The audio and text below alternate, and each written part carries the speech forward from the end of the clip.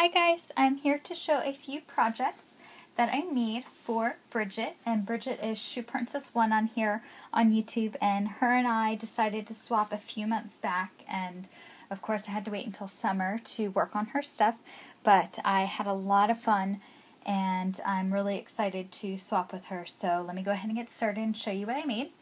The first thing I made was a lace book, and you guys know I've been making a lot of these lately. I just think they're so fun to make and just such a cute way to send lace in a swap, and it's just a cute little project. And honestly, they could really be doubled as albums because I've used the hinge binding, the hidden hinge binding system in albums before. So they could be turned into albums if the person really wants. I know that they're cut out in the middle, but that could easily be covered. But I think it's just a cute way to store laces. And I'm sending these to Bridget with laces in it, of course, but she could certainly take them out and then put like her favorite ones in there or something like that. I know there are laces I have that I will never use, and I just have them because I love to look at them and to know that I have them. So this would be a perfect place to keep something like that. So this is the book that I made, and I made it using Jeanette's tutorial, and I'll put a link to that below. And I used the paper from the Art Journal stack by Jody Lee, one of my absolute favorite paper collections. And pretty much every paper on this project is from that stack. The other two projects that I've made have the Divine paper, but they coordinated pretty well. So anyway, let me just show you the back as well, and it just has a doily and some pieces of that white lace sticking out. And the front just has another piece of the lace, a few pieces of the lace, and some doilies and some rosettes, and just a ruffled flower I made using a running stitch. And then this is actually a bead that I got from Michael's. If you look at the bead gallery section, you know, the whole aisle of beads, wait till they're on sale, like 40% off. They do that quite often, at least once a month.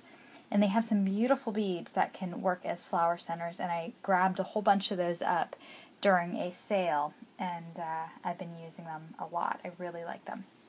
So I've used just a sheer lace to make the cover, or I'm sorry, not the cover, the tie. And inside is just laces. I've left the front pretty plain, just so you can see the paper. I love this paper. This is like my favorite one from the Art Journal stack. And then I have just different papers here and laces. Here, let me move that one over. And I like that paper too. I love that green. And then in the back, I have just a stick pin holder that's also made with a piece from the paper collection. And it just kind of fits, the closure fits behind that rosette. There's a piece of cardstock behind it to hold it there. And then I just have some handmade stick pins. And I used some of those beautiful, beautiful beads that Annie gave me. She gave me these gorgeous butterfly crystal beads, and I used those to make the stick pins. And then the actual stick pin, I got this at Michael's, and it has an eye hook at the top, so I thought it was just a perfect way to hang a little dangle. So I've been making a couple of stick pins just with a little bit of the, just a few of the dangles there. And so that is the stick pin holder that I made for her. And that's just in the back of the lace book. So I hope that she likes it. And like I said, it's just a nice way to send laces. I think it's just a really cute book, and I'm so glad Jeanette did the tutorial for us, because I'd been wanting to make something like this and I just didn't really know how to go about it, and I was going to try to figure it out this summer. But then I didn't have to, so it was perfect. The other thing that I made for Bridget is this box, and this is a trunk that I got from Hobby Lobby, and it is using the Divine paper collection. And I used my favorite sheets. This is my favorite, I think, from the Divine paper collection. And then I love the aquas that are also in the collection. And one thing about this particular box, if you like to ruffle laces around your boxes like I do, it's kind of hard to do it when you have all this metal work on the front, because you don't want to cover it up. And I also didn't want it to look cheesy where I stopped it here, start it here, stopped it, start it, you know what I mean. So I decided just to end it here, and then I put two bows on either end so that you can't really see where the lace stops, and it just gives it kind of a nice finishing look. And then I have laces all the way around. And this is that really cool ribbon that I have, the vintage cloth ribbon that I've been using on everything. And then some eyelet trim and some crochet trim. And I cut all the paper so you could see the metal corners, which I love the metal corners on this trunk, so I didn't want to cover them up. And then the bottom is just a piece from the paper collection, and then some little, trying to see if you can see them, the little wooden knobs. And I just got these at the unfinished wood section in Michael's and then just painted them a cream.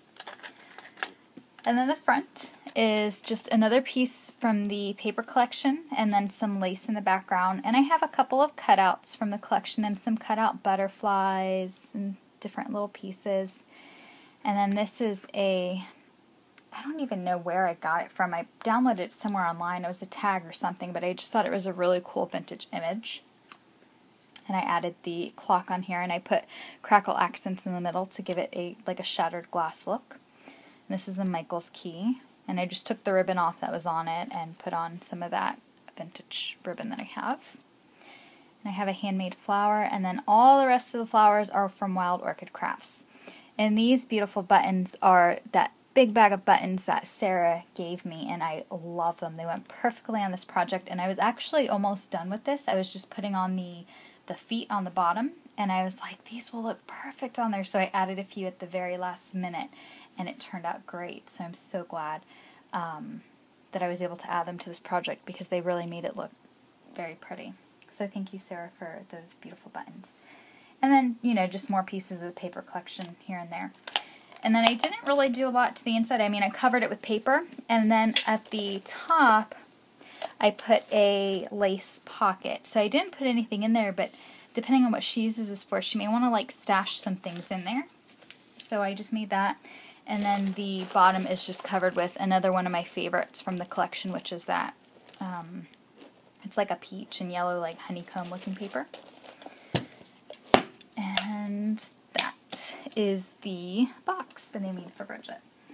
And then the thing that we had said we were going to make each other was a canvas, and I didn't want to make a canvas where, like the one I made for Steven, where you just put a bunch of stuff on there and then you paint it and then cover it. I wanted it to actually have all the colors of the embellishments, and this was really a process because I can't show you the stuff in the background because it's covered up, but I originally, and you can see kind of some of the lace peeking through from what I originally did. Basically, I did a whole design and then covered it up because I hated it. Yeah, you can't, I'm trying to see if you can see through it all. You can see through kind of a little tiny bit, not really. If I focus maybe.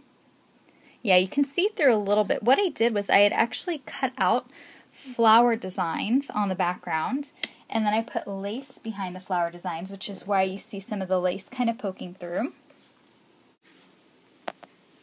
Alright, I picked you up so we could get kind of a better look at the canvas, but basically I had covered up all those. You can see, where is it? Right about there, that lace poking through. And I put sugar coating around the edges because the edges weren't as clean cut as I would have liked them to be, and I just didn't like the way it looked. So I ended up covering it up, and I used these cards that I got from, it was a Melody Ross collection. I got them from Tuesday Morning, and they matched perfectly, so I was really happy with that. And I put the texture on using the Prima mask, the little micro dot mask, and then I just sprayed them with a couple of different Lindy's sprays. And I put banners around the edge using the Divine paper collection from Prima. And then in the background is just this really cool lace that I had that really lent itself well to that banner look. It's this one, and it's a vintage lace that I don't really have a lot of, but it was just a great way to kind of border that banner. And then on either side I just have little roses. And I didn't put any words on there. I was thinking of it, but I just figured I'd leave it blank just as kind of like a background because I have the words right there in the front, so I didn't want to do like overkill with the different words. And then down here I just have a whole bunch of embellishments, and I won't go into a whole lot of detail because you can probably see the different things there. A lot of Wild Orchid Craft flowers, Tim Holtz metal pieces.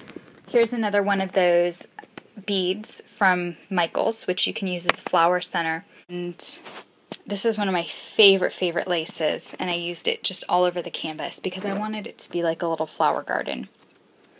And I also have a little light bulb down here that says live, and I have a ticket, Tim Holtz ticket, that says soar. And then I like these two cards. They say believe and grow. I think those are just two good words.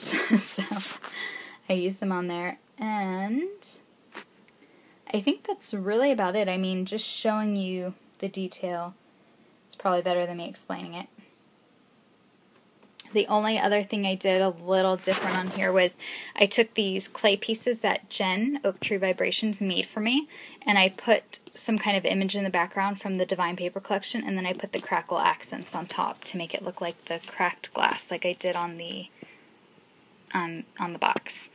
And then this one I cut and used the other little piece down here. And for the background I just did texture and sprayed it. And that is about it. So that is the canvas I made her, and it is a 12 by 12 canvas. It was kind of big, but I was just really excited about trying to make a canvas. So anyway, these are the projects that I made for Bridget. I really hope that she likes them. I hope you guys like them as well, and thank you so much for watching. And if you have any questions at all, please feel free to leave a comment below. Thanks, guys. Hope you're having a wonderful weekend. Bye.